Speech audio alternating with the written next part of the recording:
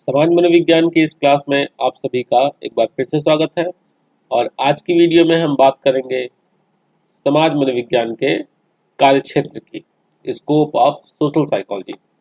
काफ़ी important topic है और ख़ासकर उन स्टूडेंट्स के लिए जो अभी बीए थर्ड सेमेस्टर में आए हैं, या कोई भी ऐसा स्टूडेंट चाहे वो बीए का हो या एमए का हो, और अगर उसके सिलेबस में सोशल साइकोलॉजी है तो उनके लिए ये वीडियो काफ़ी इम्पोर्टेंट है। इससे पहले की वीडियो में हमने देखा था कि समाज मनोविज्ञान की परिभाषा क्या है और उसका नेचर कैसा है, उसकी प्रकृति कैसी है। तो चलिए स्टार्ट करते हैं। काफ़ी इम्पोर्टेंट टॉपिक है, अक्सर एग्जाम में इससे रिलेटेड क्वेश्चन पूछे जाते हैं। सबसे पहले बात करते हैं कि कार्यक्षेत्र क्या होता है। सिर्फ समाज मनोविज्ञान का ही नहीं, किसी भी विषय का कार्यक्षेत्र क्या होता है। तो अगर आप कार्यक्षेत्र वर्ड को ही देखें तो कार्यक्षेत्र का मतलब क्या हुआ कि जिस क्षेत्र में हम कार्य करते हैं उसे ही हम कार्यक्षेत्र कहते हैं।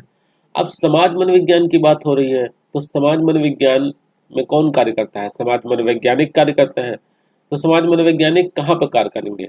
उस समाज में ही तो कार्य करेंगे। जैसा कि आपने परिभाषा में देखा कि इसके अंदर हम समाज में रह रहे व्यक्तियों के व्यवहारों का अध्ययन करते हैं, उनके सामाजिक व्यवहारों का अध्ययन करते हैं। तो इनका अध्ययन जो हो रहा है वही समाज मनोवैज्ञानिक का कार्यक्षेत्र है, या कह सकते हैं कि वही समाज मनोविज्ञान का कार्यक्षेत्र है। अब व्यक्ति किस किस प्रकार से व्यवहार करता है, वो सभी चीजें यहाँ पर अध्ययन का कार्यक्षेत्र के अंदर ही आएंगी। ठीक, इतनी चीजें समझ में आई। तो अब आइए हम आगे नोट्स को देखते हैं। यहाँ पर बताया जा रहा है कि सामाजिक परिस्थिति में किए जाने वाले व्यवहारों को सामाजिक व्यवहार कहते हैं। जाहिर सी बात है, अगर हम सामाजिक परिस्थिति में रहकर व्यवहार कर रहे हैं तो उसे सामाजिक व्यवहार ही कहा जाएगा। अब समाज मनोविज्ञान में सामाजिक व्यवहार के, ये वाह की जगह बा हो गया है, इसको वाह कर लेंगे, सामाजिक व्यवहार के बहुत से पहलुओं का अध्ययन किया जाता है। कौन कौन से पहलू? मैंने बताया ना आपसे कि आप खुद देखें कि आप किस तरीके से व्यवहार करते हैं। हमेशा आप एक जैसा तो व्यवहार करते नहीं हैं। कभी आप गुस्सा हो जाते हैं, कभी आप नॉर्मल रहते हैं, कभी आप दूसरे की हेल्प करते हैं, कभी आप दूसरे के ऊपर आक्रोश व्यक्त करते हैं, कभी आप किसी व्यक्ति को देखने से पहले ही या मिलने से पहले ही आप उसके लिए अपने मन में एक पॉजिटिव या निगेटिव विचारधारा डेवलप कर लेते हैं, एक विश्वास बना लेते हैं। कई बार आप किसी से मिलते हैं तो मिलने के बाद आप उसको पॉजिटिव और निगेटिव के रूप में तौलने लगते हैं। तो ये सब क्या है? ये सब आपके व्यवहार के पहलू हैं, आपके व्यवहार के अलग अलग पहलू हैं, और इन्हीं पहलुओं का, इन्हीं एस्पेक्ट्स का अध्ययन यहाँ पर किया जाना है। या कह सकते हैं कि इन्हीं चीजों को या कह सकते हैं कि इन्हीं चीजों को आपको आगे पढ़ना है। पूरे सिलेबस में यही सारी चीजें आपको पढ़नी है। तो अगर आप इसको खुद से कोरिलेट करके पढ़ेंगे तो आपको समझने में थोड़ी सी भी प्रॉब्लम नहीं होगी और आप अच्छे से सारी चीजें समझ पाएंगे। जैसे यहाँ पर कार्यक्षेत्र की बात करें तो सबसे जो पहला कार्यक्षेत्र है, सबसे पहला पहलू है, वह है आपका मनोवृत्ति। मनोवृत्ति क्या है? आज से पहले आप सभी ने एटीट्यूड वर्ड का यूज किया होगा या यूज करते सुना होगा। ज्यादातर लोग निगेटिव सेंस में ही इसका यूज करते हैं कि जैसे अरे उस क्रिकेटर के अंदर तो बड़ा एटीट्यूड है, उस फिल्म एक्टर के अंदर बड़ा एटीट्यूड है, इस लड़की के अंदर बड़ा एटीट्यूड है, या मेरे एक टीचर है उनके अंदर बड़ा एटीट्यूड है, या मेरे अंदर ही बड़ा एटीट्यूड है। कई बार लोग कहते हैं नहीं मेरे अंदर बड़ा एटीट्यूड है। बट जो एटीट्यूड वर्ड आप सुनते आए हैं, यहाँ पर उसका सेंस थोड़ा सा अलग है।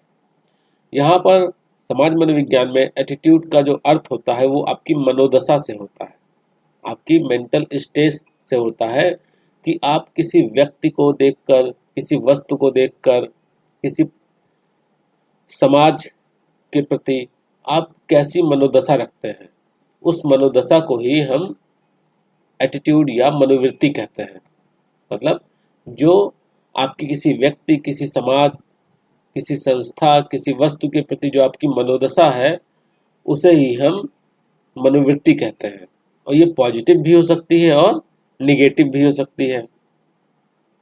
ठीक, यहाँ पर अभी हम इसको डिटेल में नहीं डिस्कस करेंगे, क्योंकि यहाँ पर हम कार्यक्षेत्र की बात कर रहे हैं।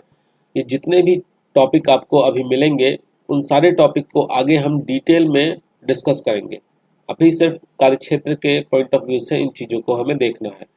तो एटीट्यूड में आलपोर्ट ने 3 तरह के तत्वों के बारे में बताया। इन्होंने कहा कि जो मनोवृत्ति है वो 3 तरह के तत्वों का एक संगठन है। अब वो तत्व कौन से हैं? पहला है इसमें संवेगात्मक अफेक्टिव कंपोनेंट, दूसरा व्यवहार परक या बिहेवियरल कंपोनेंट, और तीसरा है आपका संज्ञानात्मक तत्व या कॉग्निटिव कंपोनेंट।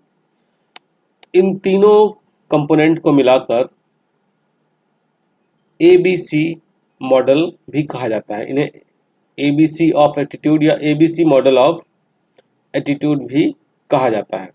कई बार एग्जाम में भी पूछा जाता है कि मनोवृत्ति का ABC मॉडल क्या है, तो इसलिए इन चीज़ों को थोड़ा सा ध्यान देंगे। और आगे जैसा मैंने अभी पहले ही बताया कि आगे इन चीज़ों को हम डिटेल में डिस्कस करेंगे आगे आने वाले वीडियोस में, तो परेशान होने की कोई आवश्यकता नहीं है यहाँ पर। अब जैसे मनोवृत्ति के ये 3 संगठक हो गए या 3 तत्व हो गए, ठीक। अब 3 तत्वों के अलावा इनके 3 अलग अलग पहलू भी बताए गए हैं जो भी काफ़ी इंपॉर्टेंट हैं। जैसे पहला है इसमें मनोवृत्ति में परिवर्तन, चेंज इन एटीट्यूड। एटीट्यूड में हम कैसे परिवर्तन कर सकते हैं। जैसे किसी एक व्यक्ति की किसी समाज के प्रति निगेटिव मनोदशा बन गई है, निगेटिव मनोवृत्ति है, तो उसको हम कैसे चेंज कर सकते हैं।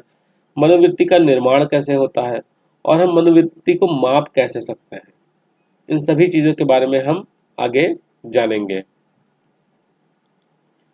देन इसके बाद आपका जो नेक्स्ट कार्यक्षेत्र है वो है सामाजिक प्रत्यक्षीकरण। सामाजिक प्रत्यक्षीकरण क्या है, तो इसको देखते हैं। इसमें क्या बताया जा रहा है कि दूसरे व्यक्तियों की प्रेरणा, इच्छाओं, मनोवृत्ति आदि से अवगत होकर उससे संबंधित ज्ञान प्राप्त करने की क्षमता को, मतलब जिस समाज में आप रह रहे हैं उस समाज में आप अकेले तो रह नहीं रहे हैं, उसमें और भी व्यक्ति हैं। तो दूसरे व्यक्ति क्या सोच रहे हैं, उनके अंदर कौन सा मोटिवेशन चल रहा है, या उनकी कौन सी इच्छाएं हैं, उनकी मनोवृत्ति कैसी है, इन सब से रिलेटेड जानकारी प्राप्त करना या जानकारी प्राप्त करने की क्षमता को ही हम सामाजिक प्रत्यक्षीकरण कहते हैं या सामाजिक प्रत्यक्षण कहते हैं, सोशल परसेप्शन कहते हैं। अब इसमें 3 चीजें आती हैं। मनोवैज्ञानिकों ने इसमें 3 पहलू बताए हैं। कौन कौन से? सामाजिक प्रत्यक्षीकरण में आता है आपका सोशल परसेप्शन के अंदर पहला है पर्सन परसेप्शन। क्या है? व्यक्तिक प्रत्यक्षण, मतलब एक व्यक्ति दूसरे व्यक्ति को कैसे देख रहा है, दूसरे के बारे में कैसे जान रहा है। गुणारोपण, कोई व्यक्ति कोई कार्य कर रहा है तो उस कार्य के पीछे का कारण क्या है उसको जानना।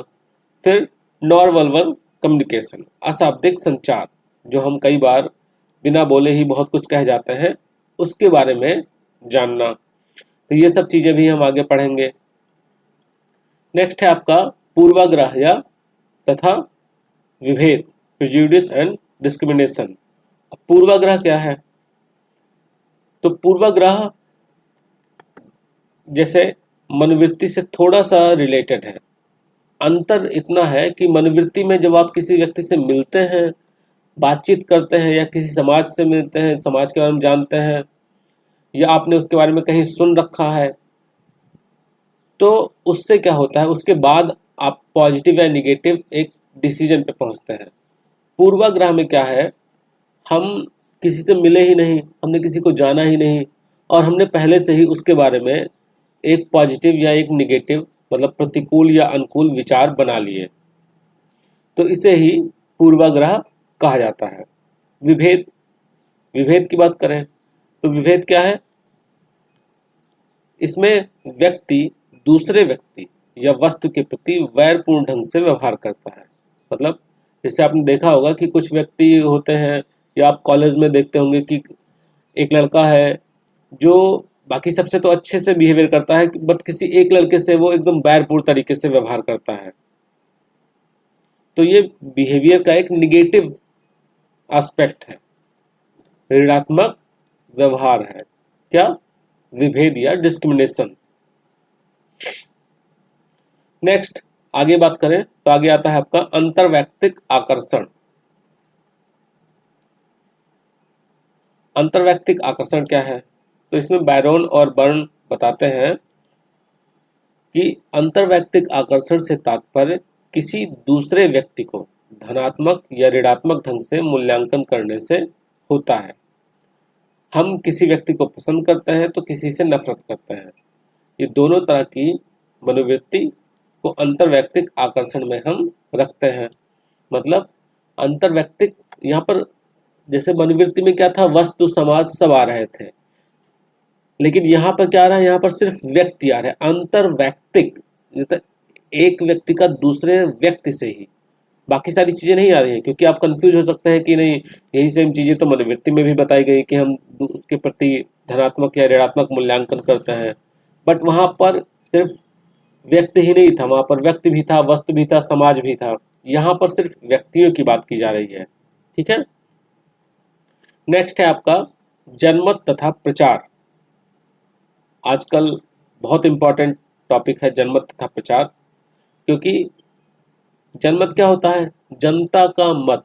आप देखते होंगे जब भी चुनाव आने वाला होता है या चुनाव का रिजल्ट आने वाला होता है, उससे पहले जब लोग वोटिंग करने जाते हैं तो वहाँ पर बहुत सारे टीवी चैनल वाले, न्यूज़ चैनल वाले आते हैं और वहाँ पर वो लोगों से उनकी मत के बारे में पूछते हैं कि अच्छा आप बताएं, आप किसको वोट देने जा रहे हैं या किससे आप खुश हैं, किससे आप नाखुश हैं।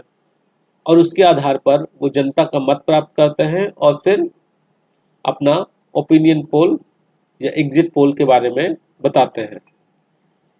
तो जनमत ऐसे व्यक्तियों के मत को कहा जाता है जिनमें एक सामान्य अभिरुचि होता है। आधुनिक युग में जनमत का महत्व इसलिए बढ़ गया है क्योंकि इसके सहारे किसी भी सार्वजनिक समस्या के प्रति व्यक्तियों के विचारों को या उनके मतों का पता चल जाता है। जैसे देखिए आजकल ट्विटर है, फेसबुक है, यहाँ पर क्या हो रहा है, यहाँ पर कोई एक ट्रेंड चल जाता है, कोई एक विचार पूछ लिया गया, एक बात रख दी गई, समस्या रख दी गई, अब उसके बारे में लोग वोटिंग करते हैं। कुछ लोग पॉजिटिव में रहते हैं, कुछ लोग निगेटिव में रहते हैं। तो ये सब जनमत का ही एक प्रकार है।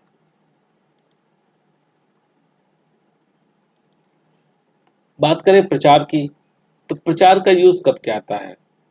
प्रचार का ज्यादातर यूज होता है लोगों के विचारों और मतों को नियंत्रित करके एक दिशा में मोड़ने के लिए।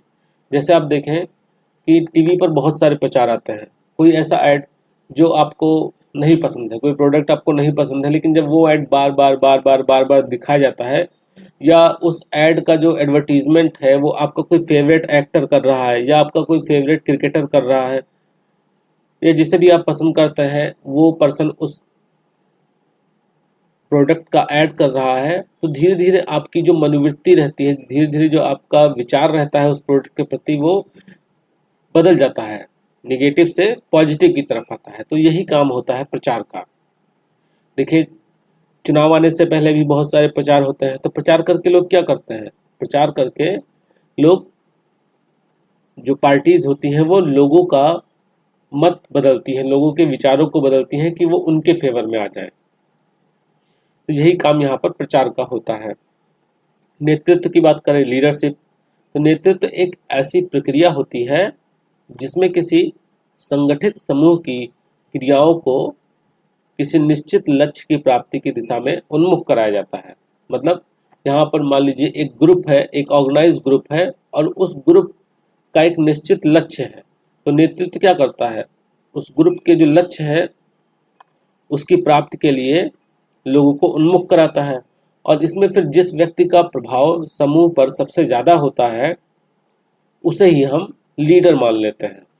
जैसे आप देखें कि अभी बात करें गवर्नमेंट की, तो जैसे बीजेपी की गवर्नमेंट है और बीजेपी में सबसे ज़्यादा प्रभाव इस टाइम नरेंद्र मोदी जी का है, तो उन्हें ही वहाँ पर एक लीडर के रूप में आगे लाया गया।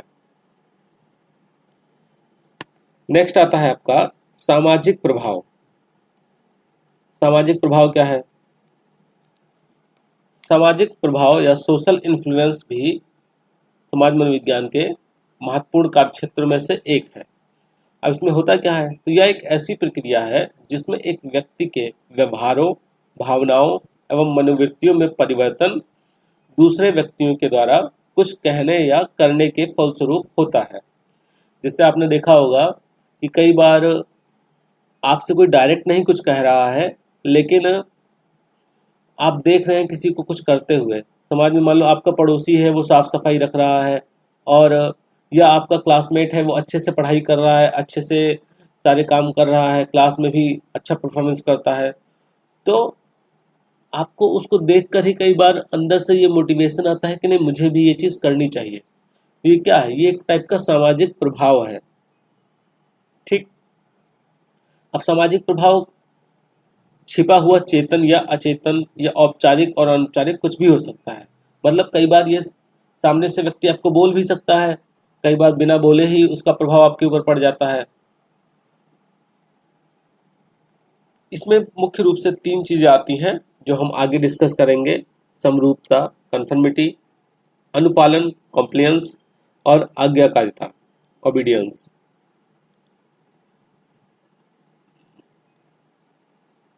नेक्स्ट है आपका परोपकारिता, आक्रमणशीलता, सहयोग एवं प्रतिद्वंदिता, altruism, aggressiveness, cooperation and competition. ये सब भी मनोविज्ञान के कार्यक्षेत्र के, समाज मनोविज्ञान के कार्यक्षेत्र के अंदर ही आते हैं। अब आधुनिक समाज में मनोवैज्ञानिकों के लिए परोपकारिता, आक्रमणशीलता, सहयोग, ये सब भी कार्यक्षेत्र बन गए हैं। परोपकारिता क्या है? परोपकारिता, आप सभी परोपकारिता वर्ड से परिचित होंगे। जब हम किसी दूसरे व्यक्ति की कोई हेल्प करते हैं और वो भी बिना किसी लाभ की उम्मीद के, मतलब जैसे आप जा रहे हो रोड पे और किसी पर्सन का एक्सीडेंट हो गया या कोई पर्सन गिर गया, अब आप उसकी हेल्प कर रहे हैं जबकि आप उसको जानते भी नहीं हैं, फिर भी आप उसको उठा रहे हैं, उसको साइड में रख रहे हैं, तो ये क्या है? ये एक टाइप की परोपकारिता है। आक्रमणशीलता क्या है? आक्रमणशीलता एक ऐसा व्यवहार है, ये शारीरिक भी हो सकता है और शाब्दिक भी हो सकता है। मतलब शारीरिक यानी दूसरे के ऊपर शारीरिक रूप से अटैक करके, या शारीरिक रूप से अटैक नहीं कर सकते तो अपशब्द कह के भी दूसरे को हानि पहुंचाने की कोशिश की जाती है। इसके बैरोन और बर्न ने 3 कारण भी बताए हैं, जो आगे हम जब आक्रमणशीलता को अलग से पढ़ेंगे तब उसमें हम डिस्कस करेंगे। नेक्स्ट बात करें सहयोग की, तो सहयोग भी आप सभी जानते हैं कि सहयोग एक ऐसा सामाजिक व्यवहार है जिसमें 2 या 2 से अधिक व्यक्ति साथ मिलकर कोई कार्य करते हैं। हम आपसी सहयोग के साथ बहुत सारे कार्य करते हैं, तो सेम वही चीज़ यहाँ पर बताई गई है। नेक्स्ट जो यहाँ पर पॉइंट है वो है प्रतिद्वंदिता का। प्रतिद्वंदिता क्या है? आप सभी एक दूसरे से अपने क्लास में किसी न किसी से आप कंपटीशन करते ही होंगे कि नहीं, हम इससे आगे जाना है, मुझे इससे आगे जाना है, ये मुझसे आगे कभी नहीं जा सकता, मैं इससे आगे ही रहूँगा। तो उसी चीज़ को यहाँ पर बताया जा रहा है। बस यहाँ पर एक चीज़ और ऐड की गई है कि कभी कभी तो ऐसा भी हो जाता है, मतलब आपने देखा भी होगा कि कई बार ऐसा हो जाता है कि लोग आगे बढ़ने के लिए दूसरे के राह में रुकावट डाल देते हैं। तो ये चीज़ें भी कंपटीशन में या प्रतिद्वंदिता में आती हैं। कार्यक्षेत्र का जो लास्ट टॉपिक है वो है समूह प्रभाव। समूह प्रभाव क्या है? अब समूह प्रभाव में जैसे बहुत सारे लोग हैं और बहुत सारे लोग अगर मिलकर एक व्यक्ति को समझाने लगे तो जाहिर सी बात है कि उन सारे लोगों का विचारों का प्रभाव उसके ऊपर पड़ जाएगा। तो समूह प्रभाव में बहुत सारी चीज़ें आती हैं, मुख्य रूप से 7 चीज़ें हैं। इन 7 को हम आगे पढ़ेंगे, जिसमें सामाजिक सरलीकरण है, भीड़ भाड़ है, सामाजिक स्वैच्छाचारिता या सोशल लाफिंग है, डी इंडिविजुअलाइजेशन है, ग्रुप पोलराइजेशन है, ग्रुप थिंकिंग है, माइनॉरिटी इन्फ्लुएंस है। ये सारे टॉपिक हम जब इनको आगे के चैप्टर में जब हम समूह प्रभाव को अलग से पढ़ेंगे तब वहाँ पर हम इनको डिस्कस करेंगे। तो इस तरीके से आज की वीडियो में आपने देखा कि समाज मनोविज्ञान के क्या कार्यक्षेत्र हैं और उनके बारे में आपने जाना। अगर कोई कन्फ्यूज़न है तो आप हमें नीचे कमेंट कर सकते हैं। तो मिलते हैं नेक्स्ट क्लास में, तब तक के लिए धन्यवाद।